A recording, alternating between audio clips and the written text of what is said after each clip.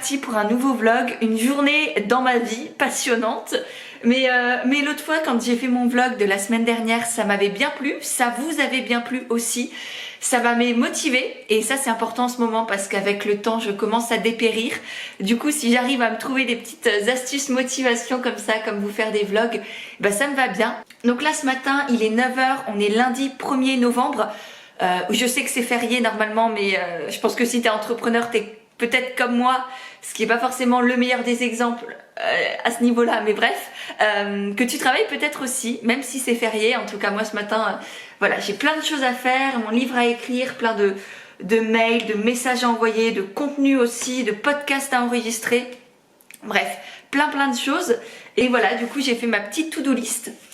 Parce que même si j'utilise Notion, c'est bien, Notion, voilà, plutôt pour les intimes, pour faire mes to-do list, donc là tu vois c'est mes to-do list que j'ai commencé pour la semaine, et ben j'aime bien toujours les écrire, pardon, je te repose, voilà, les écrire, ah oui derrière c'est mon linge, parce que c'est la vraie vie tout simplement, donc voilà. Oui, j'aime bien écrire mes to-do list sur des petits papiers de brouillon, donc voilà, c'est un vieux papier pour quand même faire un peu de recyclage et utiliser jusqu'au bout les ressources.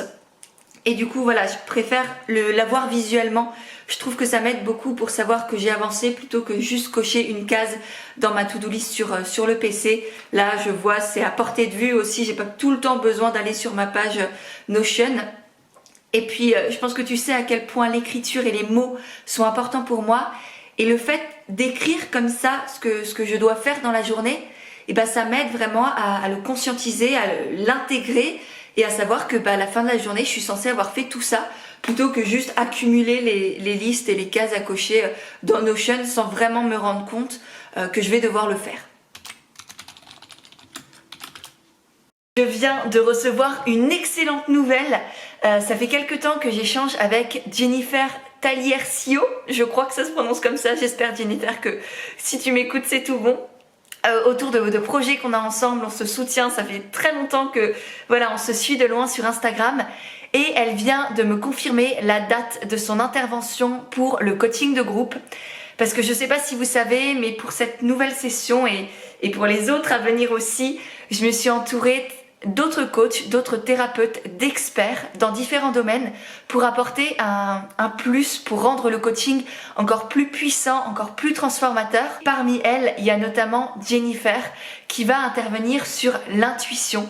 Comment entreprendre grâce à son intuition, comment faire ses choix et avancer en s'écoutant soi-même, en laissant de côté le mental, on va dire, de temps en temps, parce que même s'il est hyper utile, il n'est pas toujours le meilleur des guides.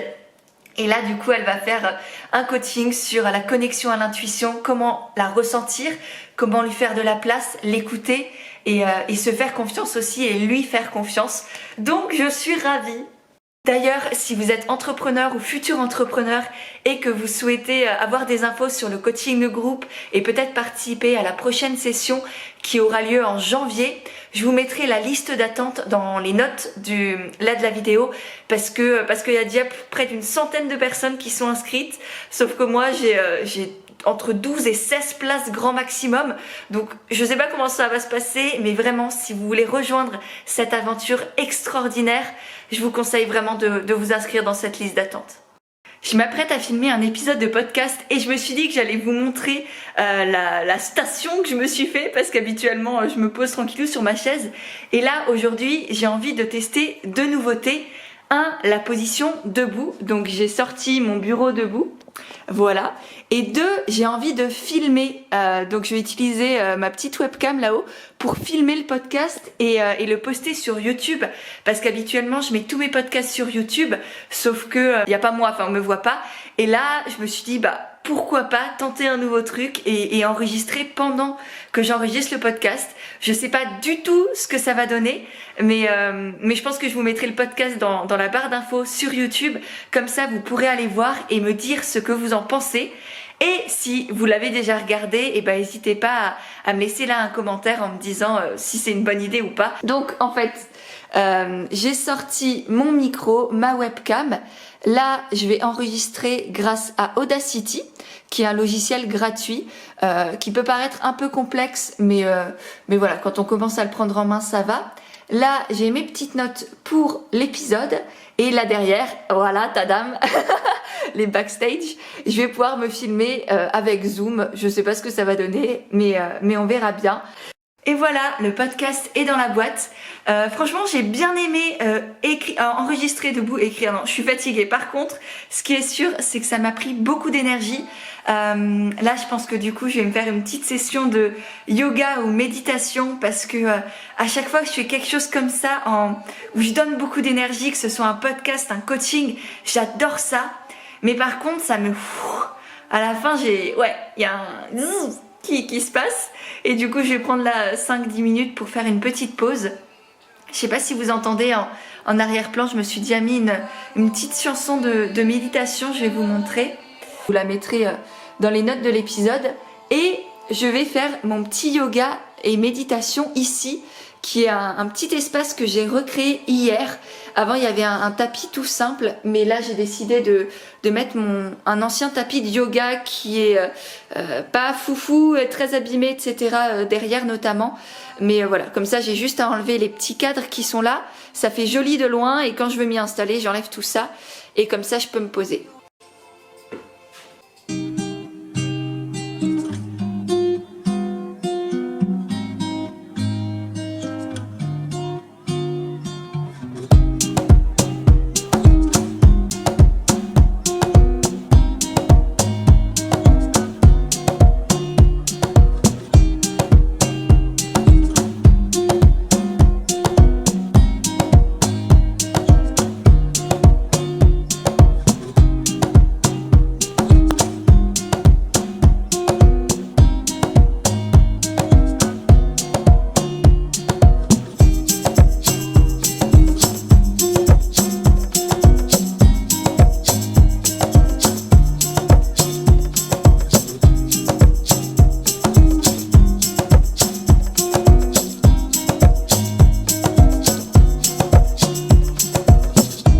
Et voilà, du coup ma petite séance de retour à moi de méditation s'est transformée en exercice pour les inversions. C'est un petit défi que je me suis lancé il y a quelques jours qui m'amuse beaucoup et je vous avoue qu'au début quand je savais que j'étais en train de me filmer en faisant ça, je me suis dit que je le posterais pas. Parce que je me suis dit, ouais mais les gens, déjà, on commence bien. On va me juger, qu'est-ce qu'on va penser de moi, on va dire que je me la pète, etc. etc. Et en fait, comme je l'ai dit en story sur Instagram, je vous invite d'ailleurs à m'y suivre parce que je partage pas mal de réflexions comme ça, de développement personnel on va dire, et sur l'entrepreneuriat en règle générale. Et du coup, je disais que je m'entraînais pas aux inversions, je ne postais pas sur les réseaux ou là sur YouTube pour me la péter, pour faire le show, etc. Mais simplement pour vous montrer que c'est important dans la vie de se mettre des petits objectifs, des petits challenges, même pas forcément des petits d'ailleurs, on n'a pas à les juger comme ça, des challenges tout court. Et moi je me suis rendu compte ces derniers temps que, à part dans mon entreprise, à part dans Pêche et Églantine, il n'y avait rien dans ma vie où je me mettais des challenges, où j'avais comme ça des petits défis pour moi-même, et non pas contre moi-même, hein. Là c'est vraiment pour moi, pour voir ce dont je suis capable, essayer des choses, expérimenter, ressentir aussi et surtout. Et du coup, j'ai décidé ces derniers temps de me lancer comme ça dans des expériences, tout simplement, avec moi-même, avec mon corps. Et là, notamment avec les inversions, je suis aussi en train de m'entraîner au grand écart facial. Enfin voilà, des petites choses comme ça qui peuvent paraître toutes bêtes, un peu superficielles, mais qui, pour moi, me permettent vraiment de me reconnecter à mon corps, à mes sensations, de voir jusqu'où on est capable d'aller ensemble. Et de surtout me voir progresser petit à petit. Parce que c'est des choses où, il y a quelques mois, quelques années peut-être, je me disais mais jamais de la vie tu vas y arriver. J'avais ces croyances de merde à mon sujet et j'ai juste envie de m'en libérer, de les transformer et de me prouver à moi-même et à mon cerveau qu'en fait, non, je suis capable de tout. Et j'en suis persuadée, donc voilà, c'est une manière pour moi de me montrer qu'effectivement, je suis capable de tout. Pas de réussir du premier coup, et heureusement, parce que c'est aussi grâce à cette persévérance que le résultat, on va dire, a encore plus de saveur. Et surtout, en persévérant comme ça dans un domaine comme le yoga, la gymnastique, le sport, eh ben, je développe aussi mon muscle mental et je gagne en persévérance dans d'autres domaines de ma vie. Et notamment dans l'entrepreneuriat où la persévérance est une clé essentielle. Ne pas abandonner à la première difficulté, c'est quelque chose que j'accompagne mes coachés à faire et que moi-même évidemment je continue de travailler. Donc tout ça pour vous dire que je vous invite vous aussi à vous mettre des petits défis comme ça pour vous-même, pour vous reconnecter à vous et gagner en fierté, développer votre mental et ressentir des choses à l'intérieur. Que ce soit agréable ou désagréable, la vie c'est une expérimentation constante et peu importe ce qui va venir à l'intérieur, ça va vous permettre de grandir, d'en apprendre plus sur vous, de rebondir et d'avancer encore et encore et encore. Voilà, donc tout ça pour vous dire que des inversions, c'est beaucoup plus fort que juste une posture de yoga qui va faire des tas de likes sur Instagram. D'ailleurs, petit défi du coup, je vous invite à laisser en commentaire la chose que vous aimeriez faire, votre petit défi à vous. Ça peut être faire des balades tous les jours, vous remettre à la lecture, faire du yoga, commencer je ne sais pas quelle activité. Juste un truc qui vous fait plaisir, qui vous fait peut-être un peu peur, qui vous challenge, mais qui, vous le savez au fond, va vous faire beaucoup de bien. Et en attendant vos commentaires, je vous souhaite une très belle journée. J'espère que ces moments avec moi vous ont plu. Si c'est le cas, n'oubliez pas de mettre un petit pouce en l'air, de me le dire aussi dans les commentaires. C'est ce qui m'aide le plus à savoir que je perds pas mon temps à vous faire des vlogs, que ça vous intéresse, que ça vous fait réfléchir ou au moins que ça vous divertit un minimum. N'oubliez pas non plus de vous abonner, de me rejoindre sur Instagram parce que c'est là où je suis au quotidien. Je vous partage plein de choses plutôt intéressante, en tout cas j'espère. Et puis nous on se retrouve dans une prochaine vidéo. Bye!